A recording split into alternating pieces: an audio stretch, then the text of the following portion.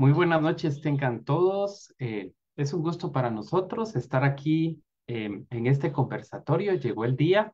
Estamos celebrando hoy 30 de enero, el Día de las Enfermedades Tropicales Desatendidas. Así que hemos preparado una sesión de expertos donde vamos a estar hablando un poco sobre este tema tan importante y queremos pues darle un agradecimiento a toda nuestra audiencia, eh, muchos amigos que estamos viendo por aquí. Gracias por atender. También estamos transmitiendo en vivo y esperamos que conforme vayamos teniendo la actividad, vayamos teniendo más audiencia y siempre pues va a quedar grabado el video, así que esto va a ser algo que va a ser muy productivo. Entonces, nuestro primer punto es la bienvenida a cargo de nuestra presidenta, la doctora Nuria Chávez. Buenas noches, gracias a todos por estar acá. De verdad que es un selecto grupo de, pues, de colegas y de amigos. 30 de enero es el Día Mundial de las Enfermedades Desatendidas u Olvidadas, ¿verdad? Es un grupo de aproximadamente 20 enfermedades que afecta a regiones, sobre todo en pobreza, ¿verdad? Y poblaciones vulnerables. Difícil acceso a condiciones como agua, sobre disponibilidad de basura, atención en salud, ¿verdad? Todo esto todo este acceso es inadecuado, ¿verdad? O no existe. Estas condiciones, pues, están a afectando a las poblaciones de una manera muy importante. Hablamos de virus, bacterias, hongos, parásitos, toxinas. Hay más de 100 millones de personas en el mundo con una alta mortalidad debido a este tipo de situaciones. Es muy importante hoy en día no olvidar visibilizar, ¿verdad? Y hacer que existan acciones para mejorar los problemas socioeconómicos, culturales y pues empezar a tratar de romper brechas que impidan solucionarlos. Es pues nuestra responsabilidad y tenemos pues una importancia, le damos una importancia a todo ese tipo de situaciones y estamos dispuestos a colaborar y de una u otra manera a buscar soluciones y actuar. Así que bienvenidos a todos. Es un placer para mí pues darle la bienvenida y dejo a Herbert con la presentación de los excelentes conferencistas del día de hoy.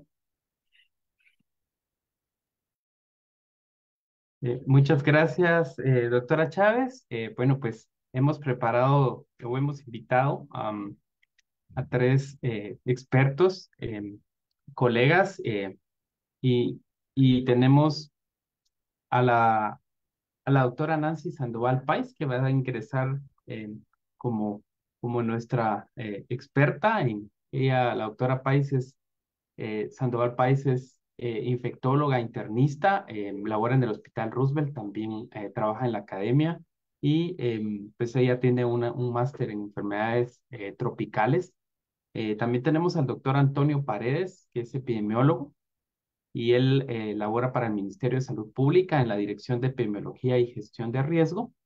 Y también tenemos a la licenciada Renata Mendizábal. Ella es investigadora del Centro de Estudios en Salud VG y pues ha estado trabajando los últimos 25, 30 años en el tema de enfermedades tropicales desatendidas.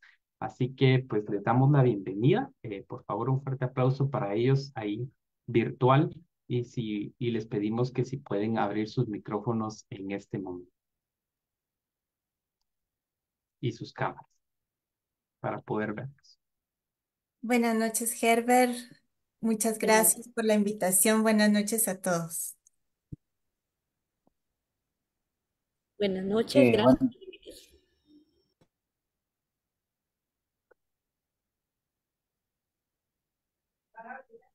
Buenas noches a todos, gusto saludarlos, un placer estar el día de hoy por acá con ustedes, con un grupo muy selecto.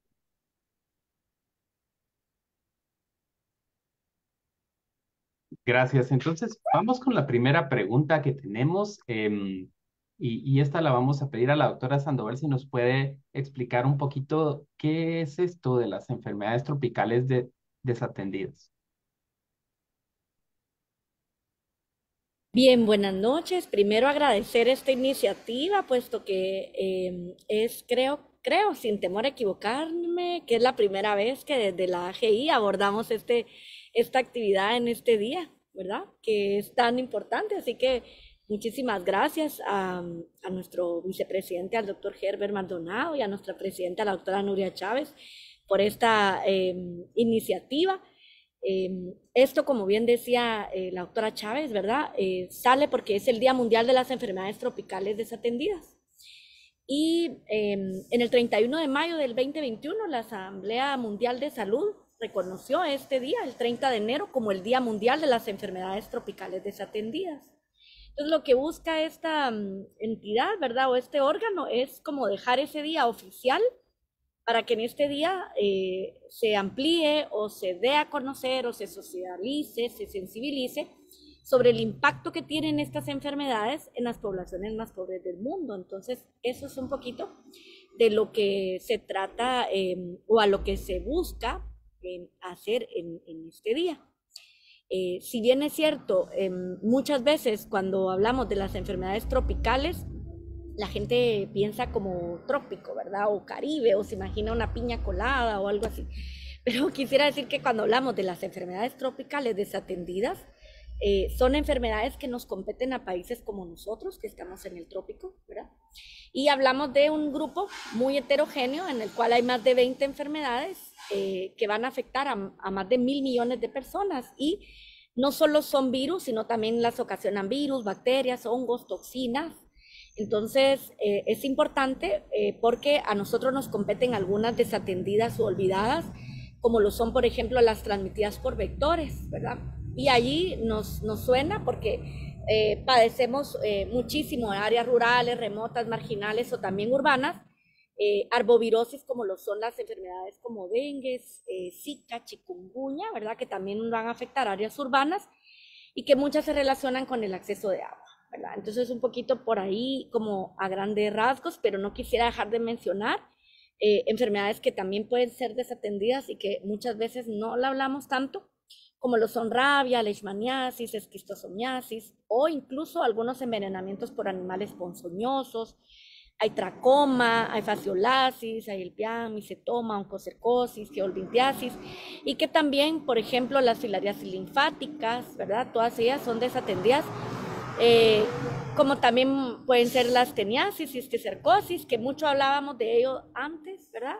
Cuando éramos quizá más pequeños y los asociados más a cerdos, tenia solium, chagas, lepra, equinococo, ¿verdad? O hidratidosis, esto que también hay que recordarlo.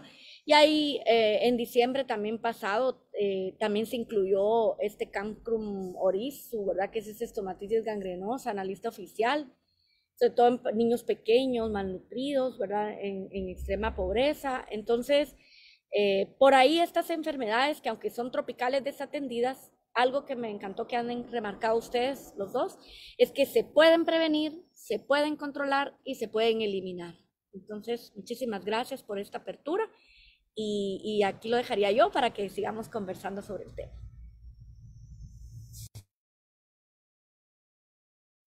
Excelente. Si alguno de los otros dos ponentes quiere decir algo adicional, también por favor siéntanse en la libertad de usar su micrófono. y pues nosotros pues tenemos unas preguntas ya estructuradas, pero ustedes pueden agregar, ¿verdad? Y creo que va a ser algo muy bonito escucharles de el punto de vista que cada uno tenga.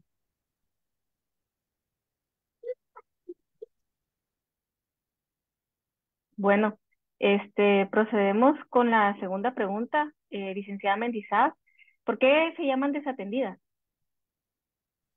Pues bueno, principalmente se les conoce como enfermedades tropicales desatendidas porque muchas de ellas no están asociadas con una alta tasa de mortalidad y además, digamos que afectan principalmente a comunidades empobrecidas, marginadas, aisladas.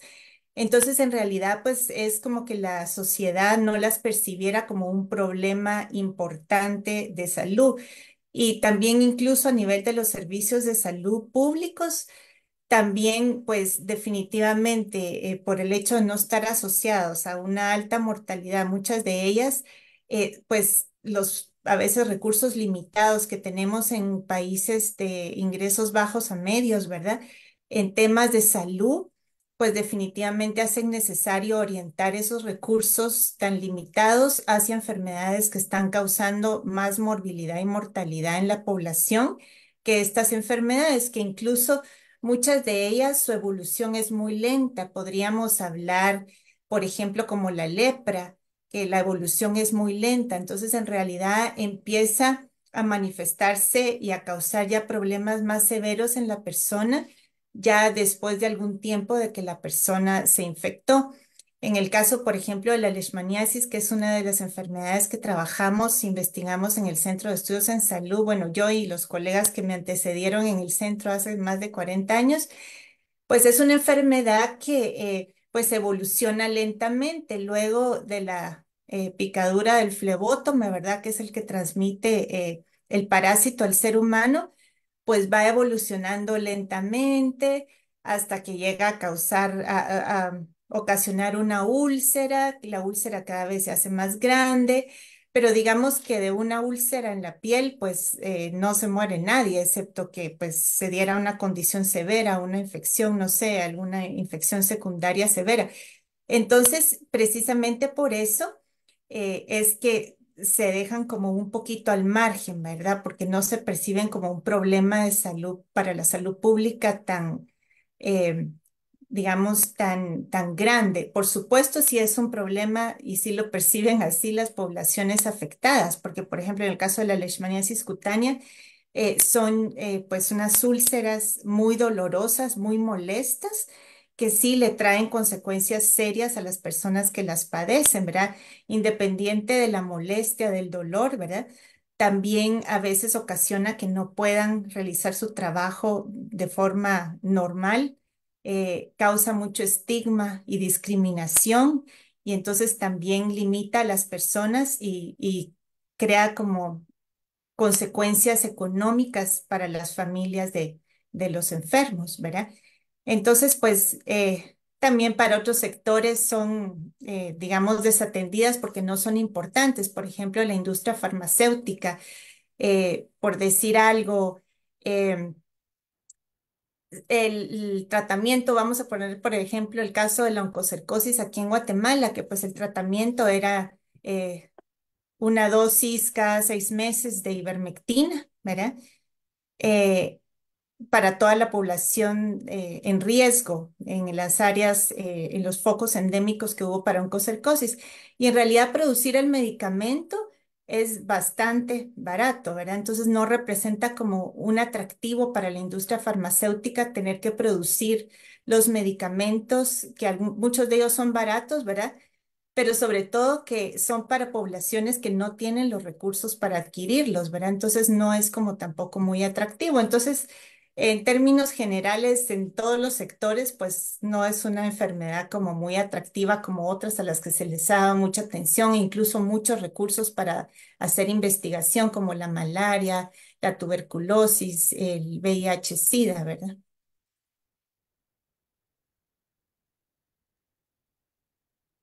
Eh, doctor Paredes, la siguiente pregunta pues es para usted.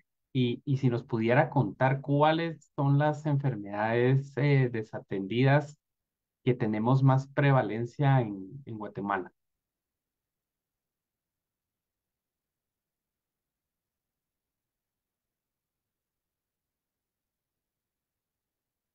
Por ahí algo pasó, parece que el doctor Paredes, ya no lo ubico. Ahí estamos. Perdón, tuve un problema de conectividad, me desconectó, pero ya me uní nuevamente. Sí, la pregunta era de todas estas enfermedades que son bastantes, ¿cuáles son las que más tenemos prevalencia en Guatemala? Bueno, que nosotros tenemos registros y sobre todo los tenemos incluidos en nuestra vigilancia, pues están las vectoriales, parasitarias, pues, precisamente dos de las que se mencionaron en el grupo de las desatendidas, Leishmania Chagas, y por supuesto dengue entre las arbovirosis, pero si nos vamos a registros y una de las mucho más importantes que estamos viendo y que aunque no tengamos tanto registro, pero sabemos que es una de las principales causas de morbilidad en el país son las enfermedades para geolimpiasis, que es la vamos a encontrar en casi todo, sobre todo en la población que vive en pobreza o en extrema pobreza y con difícil acceso al agua, como bien lo mencionó la doctora Sandoval. Es un problema de salud pública este para Guatemala, pero que sí es considerada dentro de las que están desatendidas. No tenemos específicamente un programa específico para geolimpiasis.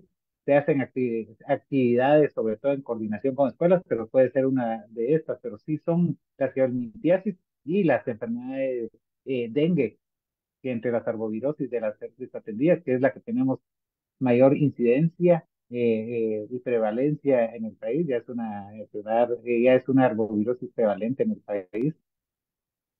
Chagas le sigue y leishmaniasis, oncocercosis, como bien lo mencionó la licenciada, es una enfermedad que la tenemos en fase de prácticamente ya eliminada en Guatemala, solo estamos en fase de vigilancia post-eliminación y sobre todo monitoreando los focos que se tenían identificados. Eh, y bueno, y mencionar de todas las que mencionaron, que sabemos que están en el país, pero no se les ha dado la atención adecuada. Por ejemplo, la neurocisticercosis, la teniasis, que es un problema que, como bien lo mencionó la doctora Sandoval, veíamos en cerdos y todo, y escuchábamos, me recuerdo en la época de estudiante, de que era un problema que incluso en la misma facultad resultaron casos de secretarias por consumir fresas contaminadas con neurocisticercosis. Entonces,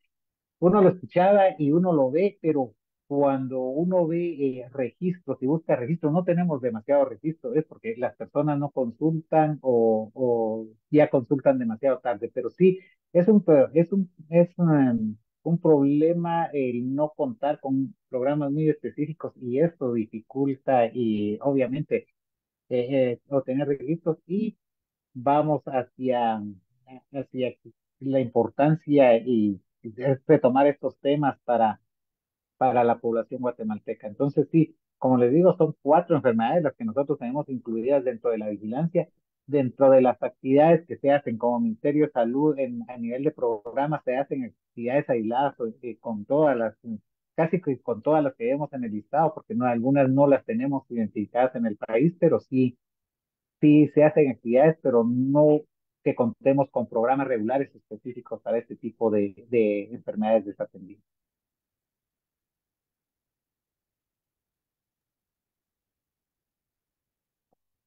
Muchas gracias. Muchas gracias.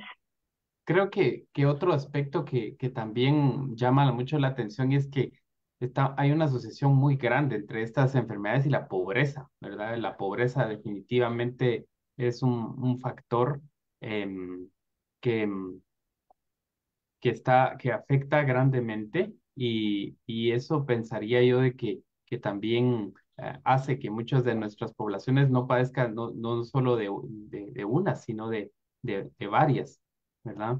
Entonces, ese sería un aspecto también en niños, particularmente creo que hemos visto todos, ¿verdad? Como estas enfermedades de la pobreza, como la sarna, eh, las geomintiasis, pueden afectar, y es cierto, no matan, pero sí causan un deterioro, ¿verdad? En la calidad de vida de las personas. Adelante, licenciada Mendizábal. Gracias, Herbert. Sí, quería solo agregar que también otro aspecto importante es que algunas enfermedades tal vez todavía no sabemos que están circulando porque pues no se vigilan de forma rutinaria, ¿verdad? Entonces, algunas se vigilan, pero sin embargo el subregistro de casos es muy grande. Por ejemplo, en el caso de la leishmaniasis, se estimó en el pasado que se detectaban 1 de cada 40 casos presentes en el país. Creemos que eso se ha ido reduciendo un poco y ahora es como que se detecta 1 de cada 20, ¿verdad? Pero todavía hay un montón de casos que no se detectan y también pasa con algunas otras enfermedades que, por ejemplo, yo podría mencionar la filariasis linfática, ¿verdad? Que no hay un programa per se de control y prevención de la filariasis linfática, pero por lo menos en el Centro de Estudios en Salud, con un estudio que realizamos sobre podoconiosis, que también se le, digamos, clasifica dentro de las enfermedades tropicales desatendidas junto con la filariasis linfática, eh, pues identificamos casos sospechosos, muy posiblemente de filariasis linfática, y el sistema pues a veces no permite poder diagnosticarlos adecuadamente por falta de métodos de diagnóstico, kits de diagnóstico, etcétera, ¿verdad? Entonces ese es otro gran problema.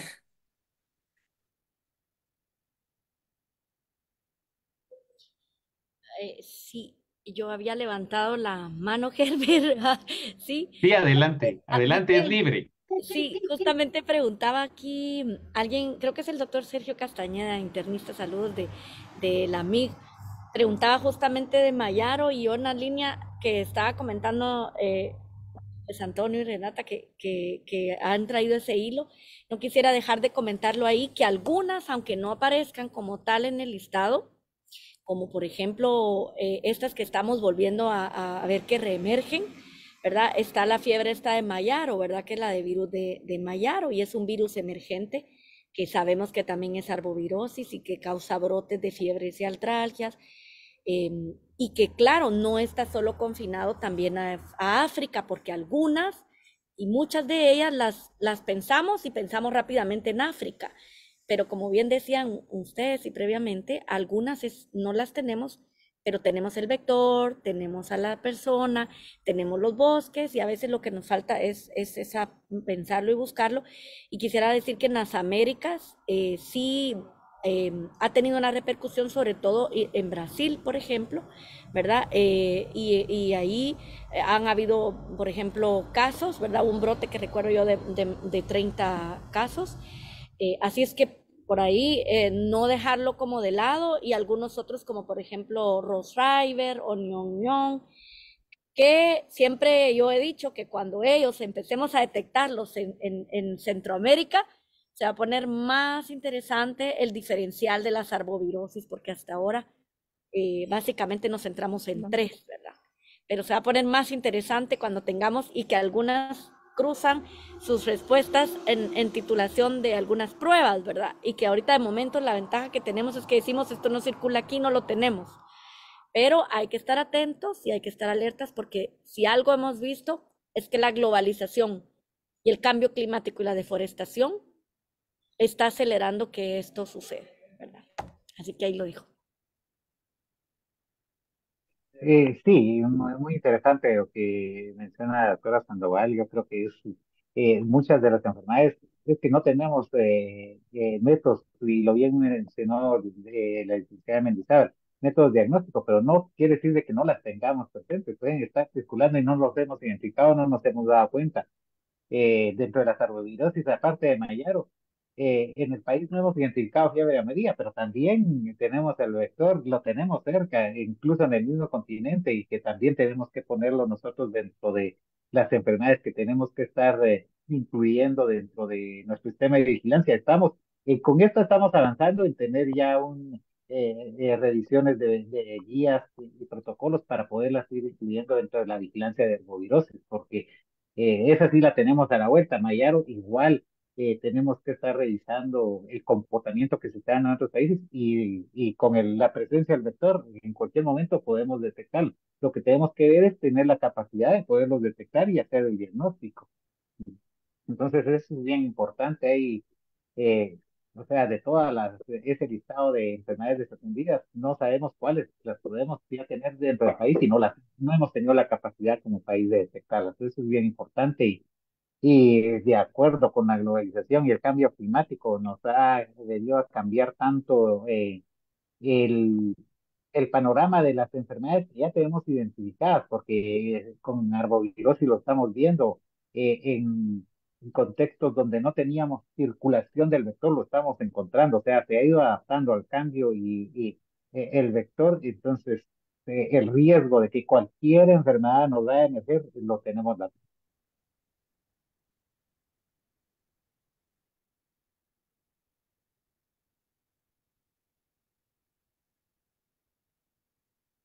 Bien. Em, ¿Cómo podríamos, es una pregunta específica para cada uno, cómo podemos hacer frente a estas enfermedades desde el punto de vista académico asistencial para la doctora Sandoval, de salud pública para el doctor Paredes y en el contexto de investigación para la licenciada Mendizábal? Yo de lo que hemos ido desglosando, quizás para dejarle más espacio a los invitados que van a hablar sobre investigación y diagnóstico, eh, en salud pública a mí me parece que aún nos falta hacer más divulgación científica y yo creo que la sociedad es algo que podemos empezar a cultivar. Por eso, como inicié la puerta, ¿verdad? Para acá, ¿verdad? Han dicho es que a veces no es del interés económico de la industria farmacéutica pues, o el top 10, por decirlo así, de lo que más quisieran ellos investigar, pero hay otras formas y hay fundación y en la producción de la misma. Así es que yo como lo veo, como sociedades científicas, este es un gran paso, ¿sí? Este acercamiento y ahí sí que mi felicitación se extiende sobre todo porque ya no podemos seguir viendo solo como un pedacito, es como yo lo miro. No podemos hacer una actividad solo para nosotros, ¿verdad? En donde nos reunimos los infectólogos a hablar del tema, donde se reúnen pues solo los que hacen parasitarias tropicales. Nos tenemos que reunir todos los que de una o de otra forma vamos a poder darle fin a eliminar estas enfermedades. Y eso pasa por un diagnóstico precoz, por tratamientos más oportunos, ¿verdad? Pero ¿y si no lo sospechamos, qué pasa? No lo pienso y es algo que siempre hemos dicho, que si no conocemos, entonces no lo vamos a pensar y no lo vamos a buscar. Y por eso es que los semilleros y en los sitios como estos, que a mí me encanta que hayan personal de salud también acá, de diagnóstico, hay de enfermería, hay expertas, por ejemplo, lo decía antes de empezar, tenemos por favor a la doctora Alfaro aquí desde Costa Rica, si no, si es que tenemos una audiencia ya donde miro todos los que están, pero me encanta porque cada quien puede sumar y podemos empezar a trabajar, en mi opinión, lo que puede dar pie al documento o a la ejecución de este documento que les compartí aquí en el enlace, Herbert, que es como esa ruta que se propone. Es una hoja de ruta, yo sé, es como ambicioso, pero lo primero es esos enfoques transversales, ¿verdad? Es integración a lo largo de un programa que podría ser muy bien el comienzo, ¿verdad? De una un hilo de webinarios o de cápsulas y además ir integrando otras sociedades que no solo sean médicos o diagnóstico, ¿verdad? Sino también de divulgación, porque hay que decirlo, no hay tanto recurso a la vista, pero sí que la hay que empezar a buscarla. Eh, Tampoco tenemos tanta publicación como quisiéramos. Cuando buscamos estas enfermedades, encontramos muchísimo de África y más de Sudamérica. Centroamérica no tenemos tanto como quisiéramos. Hay algunos reportes, hay algo de información, pero en mi opinión no es tan fácil la investigación cuando no tiene horas protegidas uno y uno tiene tanto interés, y ahí sí Gerbe me comprenderá que uno tiene tantas ideas, pero muchas veces los tiempos protegidos son claves. Entonces, en este sentido, diría que ir abriendo estos caminos, buscar vinculaciones y relaciones estratégicas que pueden ayudar, por ahí lo dejaría yo. Y hay un camión pasando, así que voy a poner esto en...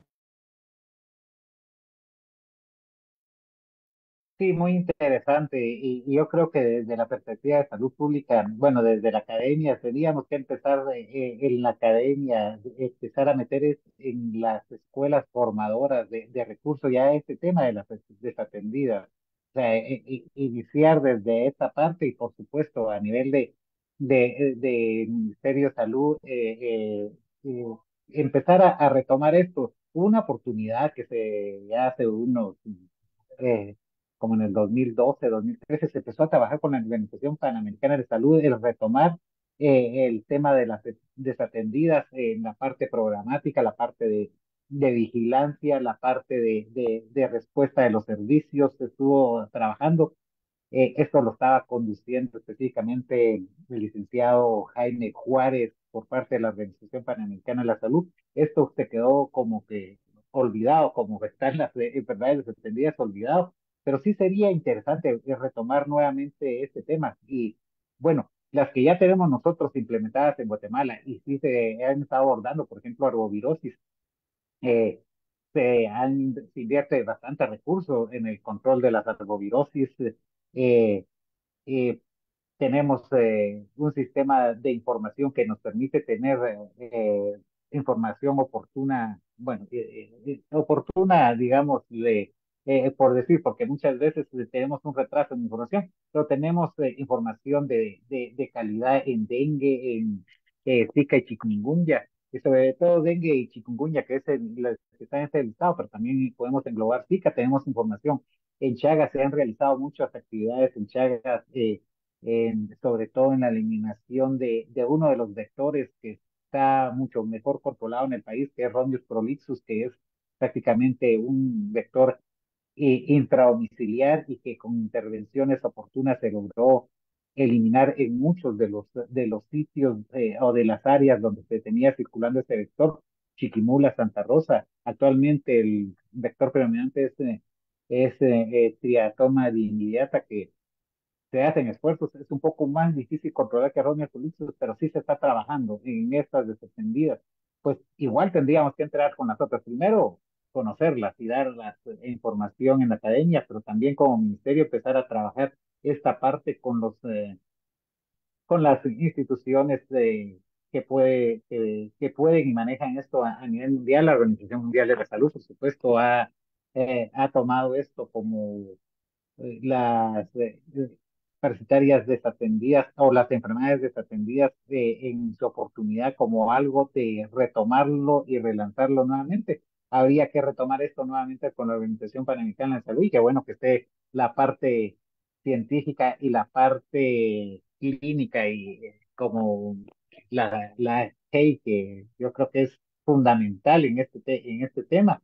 Entonces, yo creo que sí hay mucho camino por recorrer y retomar y ver cómo podemos ir dándole respuesta a estas enfermedades que en cualquier momento, aunque si no las hemos identificado, muchas de ellas ya están afectando a la población guatemalteca.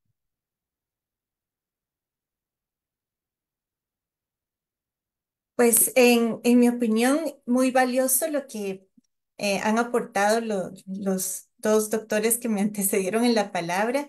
Y a mí me gusta muchísimo el ejemplo de oncocercosis, que como mencionaba el doctor Paredes, pues ya Guatemala fue declarado como libre como que ya eliminó la transmisión de la enfermedad en el año 2016. Y este ejemplo me gusta mucho porque fue un esfuerzo de diversos sectores y como justo lo menciona la pregunta que nos planteaba la doctora, ¿verdad? ¿Cómo podemos hacer frente desde la academia, los servicios de salud públicos, los entes que hacen investigación? Y yo pienso que la respuesta, como fue en el caso de oncocercosis, es entre todos en un esfuerzo conjunto. Porque en el caso de la oncocercosis, pues por supuesto, a los inicios, ustedes pues sabrán la historia que la oncocercosis la descubrió el doctor Rodolfo Robles en Guatemala en 1915 y me encanta contarlo mucho orgullo que el doctor Robles fue el primer científico que asoció la oncocercosis con los padecimientos oculares, ¿verdad? A pesar que la enfermedad se descubrió y los parásitos en otras partes del mundo, el doctor Robles fue el primero que asoció las afecciones, digamos, visuales con la infección por Oncocerca volvulus, ¿verdad? Y entonces, bueno, pues nosotros ya teníamos adelantado un poco el conocimiento sobre la enfermedad, pero a lo largo de la historia de la enfermedad en nuestro país, pues la academia fue haciendo investigación para, digamos, dilucidar cómo era el ciclo de transmisión en nuestro país. Se hicieron estudios para ver si era factible controlarlo a través del control vectorial. Se hicieron estudios, por ejemplo, de ensayos clínicos comunitarios de las intervenciones con ivermectina en nuestro país que se publicaron y son referentes a nivel internacional. Entonces, digamos que a medida que que la investigación y la academia fue generando conocimiento, este fue aplicándose al manejo de la enfermedad en el país. Y por supuesto, eso requirió pues la academia genera el conocimiento, pero alguien tiene que desarrollar las intervenciones, hacer las intervenciones a nivel de las comunidades. Y entonces esa armonización entre lo que hacía la academia, lo que hacían las organizaciones internacionales invirtiendo fondos, recursos, el Ministerio de Salud con sus redes de prestación de servicios, muy importante también el personal de salud a nivel rural, el personal de salud a nivel comunitario. Y esto fue pues como un esfuerzo conjunto de todos los sectores, lo que al fin pues resultó en que se lograra eliminar la transmisión de la enfermedad. Y no solo fueron la intervención de muchos sectores, sino que también personas en diferentes disciplinas, porque así como había personal de salud, médicos, inmunólogos, parasitólogos, al inicio de las vigilancias epidemiológicas, oftalmólogos también, dermatólogos, ya al final, las últimas etapas de la vigilancia que se hicieron en el país previo a solicitar la certificación de la eliminación fueron vigilancias entomológicas para ver si seguía circulando el parásito en los simúlidos. Entonces también entomólogos y algo que fue muy importante fue el involucramiento de personas de antropólogos, porque digamos que cuando ya se comprobó que con dos distribuciones masivas de ivermectina al año en todas las poblaciones en riesgo y demás, surgieron otros problemas, como por ejemplo que se repartía el medicamento, que bueno, como ustedes saben, Merck donó el medicamento por el tiempo que fuera necesario para el combate de la oncocercosis en nuestro país y en el mundo entero, ¿verdad? A lo que se enfrentaron los equipos que trabajaban con el Plan Nacional de Oncocercosis fue que al repartir el medicamento, luego de las jornadas se encontraban las pastillas tiradas en las cunetas, ¿verdad? Porque como la carga de microfilarias era muy alta al inicio de estas campañas de medicación, entonces por los efectos secundarios la gente no se quería tomar el medicamento. Entonces se necesitó una inversión fuerte de educación en salud y equipos de antropólogos que entendieran qué es lo que la gente percibía, sentía y demás. Se hicieron muchas intervenciones con apoyo de la Organización para la Eliminación de la Oncocercosis en las Américas, con actividades lúdicas para lograr que la gente se tomara el medicamento y fuera constante. Y así, porque necesitábamos que esa intervención se practicara por varios años hasta que fueran muriendo los gusanos adultos ya por muerte natural y se lograra eliminar la transmisión.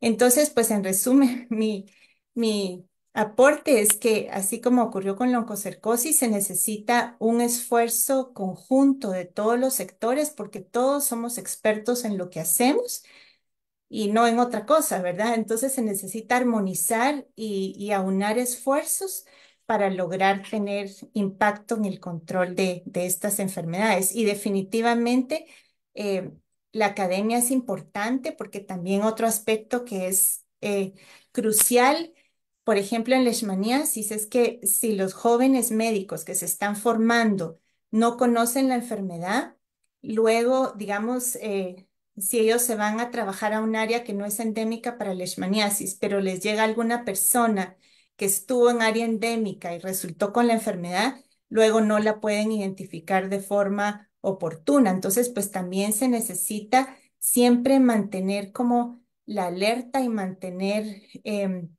la formación y la capacitación de estos jóvenes para que tengan pues todas las herramientas para poder detectar este tipo de enfermedades y que se puedan hacer intervenciones.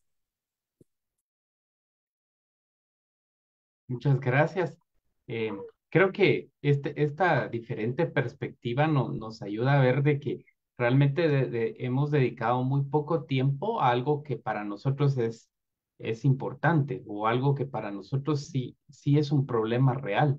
Em, y creo que lo que dice la OPS es que después de la pandemia todavía la situación o la brecha se hizo más grande, ¿verdad? Tal vez algún programa estaba funcionando, tal vez había algún avance, pero de repente todos esos esfuerzos pues se ven truncados, tal vez ya se corta el financiamiento, tal vez las personas son removidas o son llevadas a otra actividad. Entonces, sí es un tema que estamos volviendo otra vez al podio y me parece que un día es muy poco, ¿verdad? Para dedicar a las enfermedades desatendidas. Solo desde ahí ya vemos que estamos dándole muy poco. Hay otras iniciativas que tienen una semana completa. Y creo que nuestro compromiso va a ser que el otro año, y se los digo de una vez, vamos a dedicar un día de cada semana a una enfermedad que nos ocupa o que nos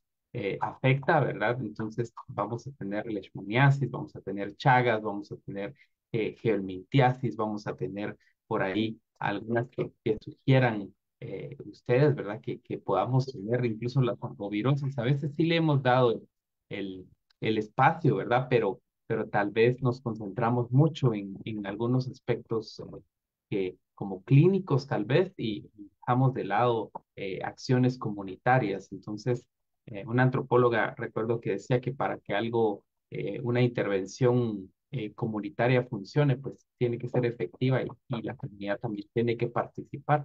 Muchas veces se deja de un lado la participación de la comunidad, así que también prometemos que vamos a invitar a más antropólogos, vamos a tener más de este tipo de conversación y por qué no algunos pacientes, ¿verdad? Que cuenten historias de cómo han logrado sobreponerse a estas infecciones que son muy crónicas. Así que no sé si alguno del panel quiere hacer algún otro comentario y ya vamos con las últimas tres preguntas que van a ser bien cortitas para que Solo podamos una dar un intervención espacio. y me llamó Doctora la Sandoval. atención Ah, doctor Paredes, perdón. lo Adelante. que mencionó la licenciada Mendizábal. La academia juega un papel muy importante, ¿verdad? Y nosotros, por ejemplo, es solo por tener un comentario, hablando de leishmaniasis, y el tema lo tocó muy bien licenciada Mendizábal. Nosotros en áreas no endémicas necesitamos, a través de la vigilancia y de tener personal ya en ciertos sectores que no son endémicos, que no se consideran que vamos a tener leishmania. Por ejemplo, recién eh, hemos detectado un caso de leishmaniasis cutánea en el hospital de Amatitlán, un paciente sin antecedentes de haber salido a ningún área endémica, es de una comunidad de Villacanales y con diagnóstico ya de leishmaniasis cutánea. Entonces vemos de que áreas que no son endémicas estamos teniendo casos. Entonces ahí ya nos ponemos nosotros a preguntar y estamos en conversaciones del programa, empezar a hacer encuestas entomológicas, empezar a involucrar a la comunidad que nos pueda identificar este tipo de casos, porque estamos teniendo casos en áreas no endémicas, sin antecedentes de haber migrado a las áreas que tenemos identificadas como endémicas, pero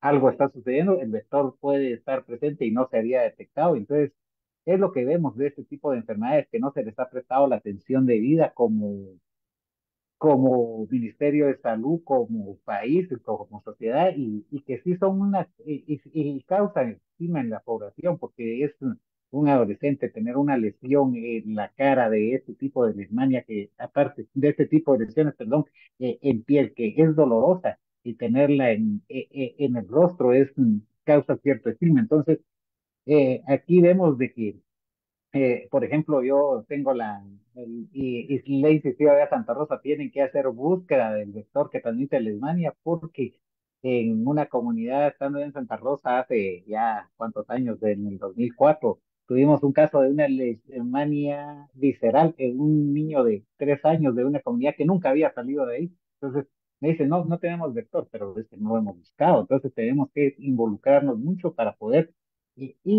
ahí sí entrar la parte de la academia, la investigación y la parte de respuesta que le damos como Ministerio de Salud, involucrar también a la parte comunitaria que es bien importante y sobre todo esa parte antropológica que la misma comunidad, ya estoy seguro que la comunidad identifica muy fácilmente y con el apoyo que se pueda tener, dónde pueden estarse generando este tipo de enfermedad.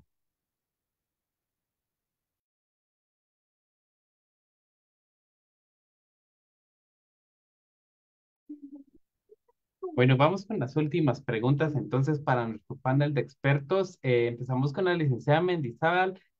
¿Cómo podemos entonces, si logramos atacar a, a, a estas enfermedades o las enfrentamos, eso significaría que vamos a reducir eh, la inequidad que hay en salud? ¿Cómo funcionaría esta parte? Porque hoy es un tema de conversación todo el tiempo en salud pública. Sí, en realidad las enfermedades tropicales desatendidas tienen muchos desafíos de equidad, ¿verdad? Y no podemos hablar únicamente de la falta de recursos de las poblaciones que se ven afectadas por estas enfermedades para poder acceder pues al tratamiento, incluso tan sencillo como poder acceder a los servicios de salud públicos, porque por tratarse de comunidades a veces muy remotas, yo pienso siempre en la leishmaniasis cutánea, que es en lo que estamos ahorita, pero son comunidades tan aisladas y tan remotas que pues la atención en salud y poder llegar a un servicio de salud público les representa a veces caminar hasta 5 horas, ¿verdad? Entonces, pues sí, hay unos retos muy grandes. También incluso a nivel de las mismas comunidades hay diferencias en cómo se abordan las enfermedades entre hombres, mujeres, personas mayores, niños, etcétera. En el caso, por ejemplo, de la leishmaniasis cutánea, hicimos una encuesta de conocimientos, actitudes y prácticas sobre el tratamiento, que como ustedes saben, el tratamiento de la leishmaniasis cutánea, el de primera línea, pues es con inyecciones de antimoniato de meglumina, 20 miligramos por kilogramo de peso al día por 20 días, ¿verdad? Es un reto la adherencia al tratamiento. Y en este estudio lo que encontramos es que en las comunidades a los primeros que se atiende es a los niños, segundo a la persona que puede llevar el tratamiento a la vivienda, ¿verdad? Que generalmente es el hombre, porque los hombres muchas veces salen a los sitios poblados a comerciar sus productos o por temas de trabajo. y entonces son ellos los que acuden a los servicios, tienen más acceso a los servicios de salud, ¿verdad? En tercer lugar, pues a los hombres. En cuarto lugar, las personas de la familia que tengan la úlcera más grande, porque en el caso de la leishmaniasis a veces hay varios enfermos en la familia. Y hasta en quinto lugar están las mujeres, ¿verdad? Entonces, dentro de las mismas comunidades, pues hay muchos retos y desafíos que abordar. Hay, por ejemplo, mucho problema en el caso de la leishmaniasis cutánea, como mencionaba el doctor Paredes, ¿verdad? El estigma y la discriminación que es derivado también del desconocimiento de las poblaciones sobre las mismas enfermedades con las que han vivido años de años de años, ¿verdad? Ellos creen a veces que al compartir un vaso de agua se van a infectar unos con otros, ¿verdad? Entonces, por ejemplo, las mujeres, cuando llega el trabajador de salud, los técnicos de salud rural a vigilancia activa a las comunidades, pues ellas les da vergüenza mostrar que tienen úlceras en algunas partes del cuerpo, ¿verdad? Entonces, pues sí, hay unos retos muy grandes y por eso es muy importante también las intervenciones de educación en salud, pero intervenciones que sean efectivas, porque por ejemplo, el ministerio ha hecho muchísimos esfuerzos en desarrollar material educativo para formar a las comunidades y enseñarles a protegerse de estas enfermedades, pero por ejemplo, a veces estos materiales están en español y las comunidades, por ejemplo, el área endémica para la leishmaniasis es principalmente quechí, ¿verdad? Entonces, uno se pregunta, bueno, ¿hasta qué punto el mensaje está llegando realmente a las comunidades que necesitan, pues, tomar acción para protegerse de estas enfermedades? Y lo otro es que también es importante hacer investigación para ver cómo conceptualizan esas comunidades la enfermedad, cómo la entienden y de esa manera nosotros poder desarrollar material educativo que les haga sentido y que permita que puedan adoptar de mejor manera y de una forma más sostenible las intervenciones. Y en el tema de intervenciones, pues también algo muy importante es realizar investigación de la implementación, ¿verdad? Investigando todas estas estrategias que se han planteado, pero desde la perspectiva de las realidades de las comunidades, ¿verdad? Y lo ideal es involucrar personas de la comunidad en el desarrollo o la modificación de estas estrategias que se implementen para que vaya de acuerdo a sus creencias, a la forma en cómo ellos entienden la enfermedad, los recursos que tienen en la comunidad, etcétera, ¿verdad? Entonces, sí, creo que es muy necesaria la educación en salud y por supuesto, el apoyo de la comunidad internacional eh, en, pues, en las intervenciones que se desarrollen para poder lograr que sean sostenibles y lograr pues, el control. En el caso de algunas enfermedades como la leishmaniasis cutánea, pues va a ser muy difícil eliminar la transmisión porque están involucrados pues reservorios que son vertebrados silvestres, ¿verdad? Entonces tiene un ciclo de vida muy complejo. Entonces, a diferencia de otras enfermedades donde, por ejemplo, la medicación masiva es la solución, en el caso de la leishmaniasis cutánea, pues creo que nos tenemos que ir más por el control y la prevención porque no vamos a lograr digamos, con la distribución masiva de medicamento. Entonces, pues cada enfermedad tiene sus particularidades, pero sí me atrevería a decir que en todas hay unos desafíos muy grandes de equidad, ¿verdad?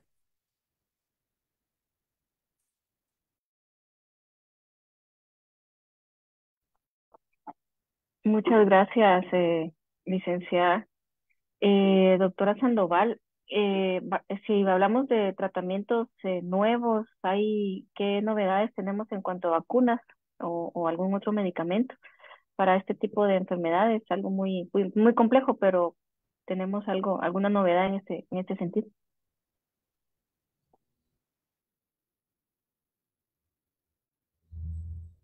Sí, me gustaría compartir algo que justamente estaba tratando de encontrar cuando hablaba la licenciada Renata. con el tema de qué estrategias, y recordaba algo que había leído sobre las políticas público-privadas, las alianzas, un poquito explorar esas estrategias, porque no es fácil, ¿verdad? Como bien comentaron a un inicio, tampoco tenemos muchos fármacos, hay una brecha hasta 90 días que se habla, ¿verdad? Que hay muchos estudios que han mostrado que recientemente fármacos contra enfermedades desatendidas, pues no tenemos tantas, y casi que solo se habla de un 10%. Entonces, este esquema push-pull, ¿verdad? De mixtos, que hablaba de tratar de superar esas barreras de desarrollo y acceso para estas enfermedades. Y ahí es que buscaba y justo encontré que el año pasado este premio de la Princesa de Asturias, justamente el año pasado lo ganó esta fundación, ¿verdad? Esta fundación de NDI, que es justamente una iniciativa para fármacos para enfermedades olvidadas, por las siglas en inglés de NDI. Y entonces, este es como un consorcio, ¿verdad? Que allí participa la industria farmacéutica, sector privado, comunicación, digamos, comunidad de investigación, investigadores internacionales, y van coordinando estudios de proyectos de esta forma. Entonces, esta iniciativa, digamos, de medicamentos de enfermedades olvidadas, y que está en varios países que tienen las enfermedades o que son endémicos de estas enfermedades, tiene, digamos, una creación desde 2003. Entonces, tuvieron que pasar 20 años, por decirlo así, para que entonces se diera una respuesta, y que, por ejemplo, el trabajo de este tipo de sociedades o consorcios o alianzas se visibilizara. Entonces, trabajos que forman esos diseños, esos medicamentos, esas formulaciones, son las que, en mi opinión, tendríamos que buscar y a las cuales deberíamos de enfocarnos. Fármacos como tal, no tenemos como noticias innovadoras, como a cada momento leemos de que viene Paxlovid y que tenemos un nuevo antiviral para COVID y vemos toda esa inversión. Pero yo, ¿qué es lo que veo? Lo que veo es una ventana de oportunidad, como siempre he dicho, las emergencias sanitarias, y lo decía el maestro Mejía, ¿verdad? Que ustedes lo recordarán, en nuestros sistemas de salud, pero también la gente no veía. Cuando escuchamos a Barré, todos hemos tenido o miramos casos de Guillain-Barré, y ahora hay un aumento, el extraño caso, el extraño aparecimiento, y todos decimos como, pero a ver, ya lo hemos tenido, y probablemente la población ahora está muy pendiente de qué es el Guillain-Barré y quiere saber más. Entonces, yo por ahí orientaría que hace falta más visibilidad, para que también los o las personas encargadas de esa gestión y de ese diseño de nuevas moléculas también vea la necesidad vista, ¿verdad?, desde otra perspectiva, porque, por decirlo así, las iniciativas, por ejemplo, que DNI utiliza o que está, digamos, incluyendo entre su stock, ¿verdad? Es como dengue, chaga, leishmania, hepatitis, enfermedades del sueño, pero básicamente de dengue, por ejemplo, sabemos que dos vacunas, por ejemplo, ¿verdad? Tenemos dos vacunas, así como de internacionales, no son, digamos, las vacunas que uno como sueña, ¿verdad? Y dice, bueno, hay algunas que puede ser mejor que la otra, pero hay por ahí una línea de vacunas que vienen en camino, ¿sí? Por ejemplo, hay una que viene ahí se me va el Instituto de Brasil, ahora mismo se me va el nombre, disculpe. Butantan. Solo me recordaba de la fruta esta que venden acá. Lo siento, perdón, el calor aquí y eso que me estoy hidratando, pero esa investigación, Herbert, gracias por el recordatorio, le está permitiendo a otras farmacéuticas tomar, y ya viene una fase 2 de esta vacuna en camino. Y eso acelerado que hace 10 años no veíamos. Otro día cercano veía, yo sé, malaria es del top 3 de las enfermedades infecciosas de las que más matan y de las que más se habla, seguidas de VIH y de tuberculosis, ¿verdad? Pero díganme ustedes si recordarían nombres de vacunas contra malaria. Pero este año hemos leído ya una noticia que es posible que ya en 24, que en este año vayamos a ver esa segunda vacuna contra malaria. Entonces, dice uno, vaya, y son de las que más conocemos. Entonces, y de VIH ya ni les digo, porque todavía, bueno, ahí quizás podría ampliar mucho más Nuria, pero seguimos todavía VIH, y eso que son de las enfermedades, eh, decirlo antes de COVID, de las que más se le venía teniendo inversión en investigación. Entonces, como fármacos, como tal, quizás comentarles, ¿verdad? Una noticia que pues sí, que llama la atención, por ejemplo, GSK, me encontré una nota de prensa y me fui a desglosar, anunció perdón ustedes, que alguien lleva el escape a tope aquí, perdón, ahí está mejor, anunció que destinaría una cantidad que más de $1.000 millones. O sea, imagínense, para desarrollo de medicamentos y vacunas desatendidas, ellos lo colocan, y también Novartis, 250 millones para este tipo de ellos, pero mucho enfocado en malaria, ¿sí? Y hablaban en Ruanda, impulsar 20 desatendidas, este grupo, digamos, GSK, Novartis, desde lepra hasta rabia, y hablaban de esas libras esterlinas y daban el dato, pero ahí, entre esas desatendidas, ellos incluyen malaria, TB y VIH, que es lo que siempre, como decía, ¿verdad? Interesados porque claro, es la enfermedad malaria que más personas afectan en el mundo. Entonces, por decirlo así, sigue yendo el interés hacia Chagas, Leishmania y dengue, ¿verdad? Por ahí. Luego también, por ejemplo, Pfizer está ampliando un compromiso para donar este antibiótico para tracoma, que es la citromicina, y esto buscar luchar, ¿verdad? En 2030 ya no tenerla, pero poca cosa más, porque seguimos sin fármacos tan innovadores, sobre todo para las desatendidas que nos afectan acá. En el tema de ivermectina lo hemos escuchado mucho más, porque por reciente pandemia, ¿verdad? Pero es esto un poquito lo que, por ejemplo, ébola y Zika sí llevan avances en sus vacunas de vector viral, y van abriendo brecha para lo que podría ir llegando. Pero tampoco es como un panorama que se abra, ¿verdad? Donde uno tenga mucha ilusión por fármacos como tal. Algunas veces pensar, por ejemplo, que pudiéramos tener opciones que no sean las de ingresar, ¿verdad?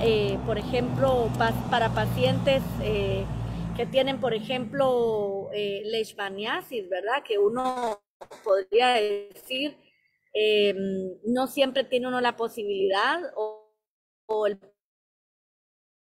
no siempre tiene la posibilidad de estar ingresado para recibir antibióticos, fármacos antimicrobianos que van a requerir que deje de trabajar y de vengar un sueldo o un recurso que a la familia le hace falta para... Seguimos con esa deuda, por ahí lo dejaría yo, porque creo que según la agenda que llevaban estábamos justo a tiempo, pero en general a eso.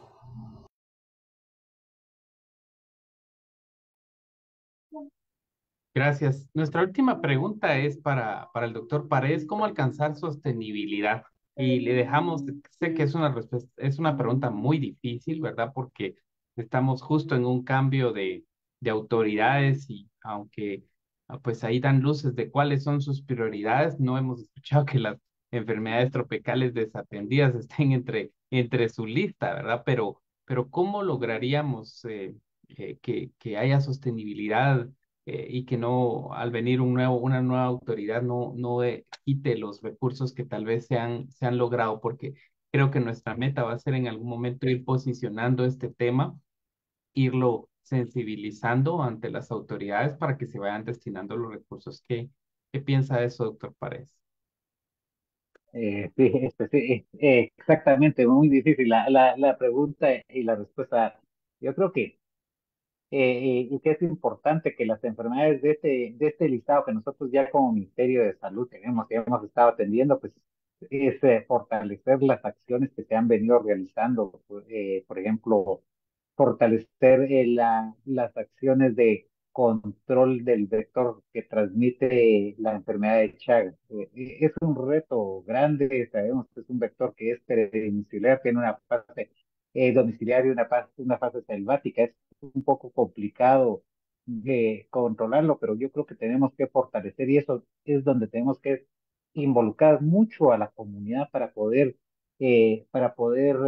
darle sostenibilidad a esta estrategia, donde la misma comunidad identifique las acciones que tiene que implementar para que evitar que el vector que en la fase selvática ingrese a las viviendas. Entonces, y sabemos que se presenta más en viviendas que las condiciones no son las adecuadas, que encontramos paredes de bajareque muchas veces, paredes de adobe, conviven mucho con animales domésticos como las gallinas y el vector busca todo ese tipo de refugio para ingresar a los hogares de su fase selvática. Entonces, yo creo que sí se tiene que fortalecer todas esas acciones que se han venido implementando eh, en, en el control del vector que transmite Chagas.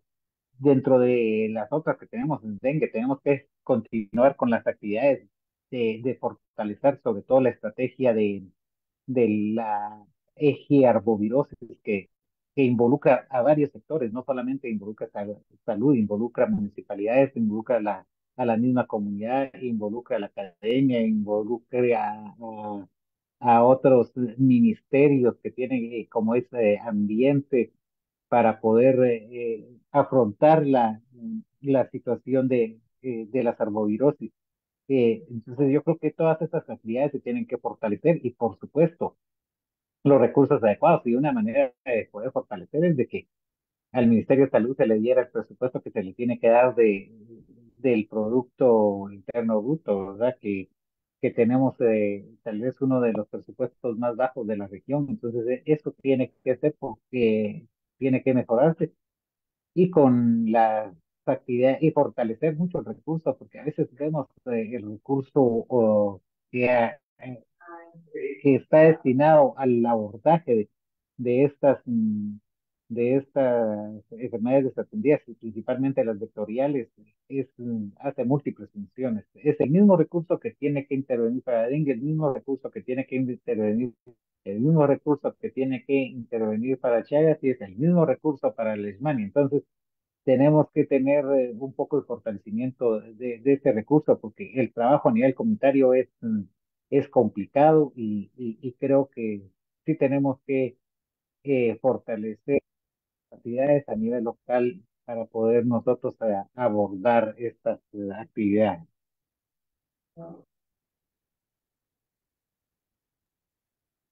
Muchas gracias. Sí, definitivamente el fortalecimiento y la participación de la comunidad es algo que a gritos se pide, ¿verdad? En la pandemia se vio claramente, ¿verdad? Que ese divorcio entre Ministerio de Salud y autoridades locales fue clave para no tener una buena respuesta, ¿verdad? Entonces creo que hacia eso pues se debe de dirigir mucho del esfuerzo, ¿verdad? De que las comunidades se empoderen, ¿verdad? De sus problemas de salud, que reciban los recursos necesarios. Así que vamos a proceder a leer algunas preguntas, a ver si hay alguna, y agradecerles aquí a la audiencia que se ha mantenido fiel.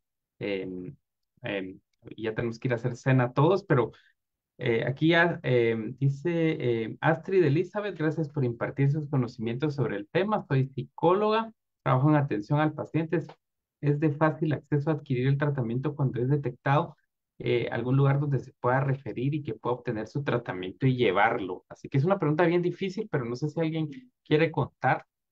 eh, y como son tantas enfermedades, pero con una de ejemplo podríamos partir. Herbert, en el caso de la leishmaniasis cutánea, el tratamiento lo ofrece de forma gratuita el Ministerio de Salud.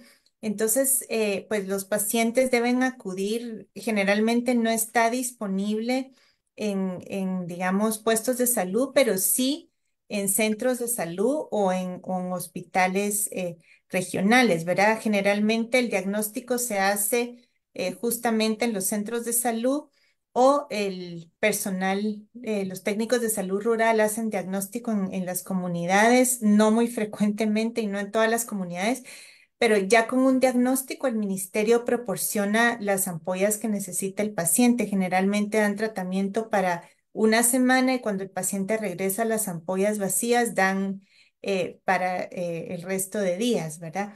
Entonces, en el caso de la leishmaniasis cutánea sí es gratuito el tratamiento de primera línea y también se ofrece ya desde el 2018 la opción de la termoterapia. Hay actualmente, si no estoy mal, 3 máquinas que se van rotando en el área endémica ofreciendo tratamiento y se atienden un poco más de 100 personas al año con ese tipo de tratamiento. En el caso de la oncocercosis también se daba el tratamiento de forma gratuita a las poblaciones en áreas, en los focos endémicos y era también gratuito, pero sí, en el caso de la lepra también se da el tratamiento con poliquimioterapia de forma gratuita, lo da Inderma, entonces las personas acuden a- al instituto y ahí se les da la atención. Ellos también hacen visitas a las viviendas de las personas, pero sí depende mucho del tipo de enfermedad. Justo. Justo eso pasa y sí, yo creo que eso también nos falta, ¿verdad? Diseminar más dónde acudir, ¿verdad? Siempre a nosotros como infectólogos nos cuesta cuando hacemos porque hay que estar llamando, hay que estar viendo ahí qué contactos tenemos para ver cómo ofrecerles tratamiento a los pacientes. No siempre es tan fácil, pero sí se logra, ¿verdad? Siempre hay una muy buena recepción de parte de los programas que el ministerio tenga. Entonces, pues eso creo que también puede ayudar. Vamos a ver. Sí, gracias, dice Astrid. Ahí por ahí unos comentarios del doctor Castañeda y en relación a la vacuna, pero sí puede ser que a veces no haya información tan exacta, ¿verdad? Más noticias, pero sí, vamos a darle seguimiento. Hay mucha esperanza en nuevas vacunas, malaria, ya lo dijo la doctora Sandoval, le tenemos mucha fe a las vacunas, pero no siempre van a ser la mejor medida, ¿verdad? Muchas veces hay que hacer todo participación de la comunidad, todo lo que hablamos, ¿verdad? La unión de todo es lo que nos va a permitir. Somos orgullosos de tener una enfermedad ya eliminada, ¿verdad? Estamos en esa estadística y pues creo que hay muy buenos avances en Chagas. Tenemos personas expertas en Chagas en nuestro país. Lo que pasa es que no los conocemos, ¿verdad? Pero está la doctora Carlota Monroy, también está la doctora Pennington, ¿verdad? Hay personas que han dedicado décadas de su vida a trabajar en estos temas, así que pues para el otro año prometo que vamos a hacer ¿verdad, Nuria? Prometemos una semana dedicada a las enfermedades desatendidas, un día por, por enfermedad para ir conociendo todos, creo que es lo que nos toca. Así que pues, Nuria, te dejo para que hagas las palabras finales, porque como nada, ya son las 8:15, hemos tenido más o menos unas 20, 25 personas en vivo y aquí se han mantenido las 50 y ahora 47 personas así que, por favor, Nuria.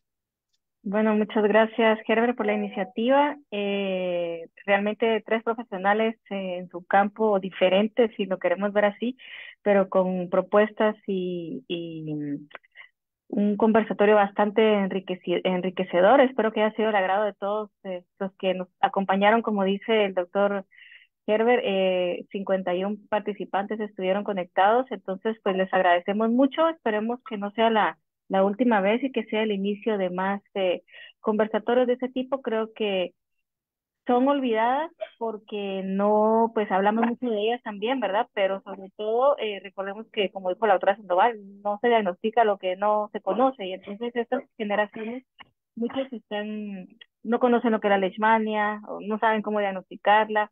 Entonces creo que es importante ese tipo de conversatorios para traer a hablar de este tipo de temas, ¿verdad? Así que muchas gracias a todos y buenas noches. Los esperamos para una próxima oportunidad. Muchas Gracias, buenas noches. gracias. Feliz noche. Buenas noches. Un abrazo, que estén Buenas noches a bien. todos, gracias. Buenas noches. Muchas gracias. Yes.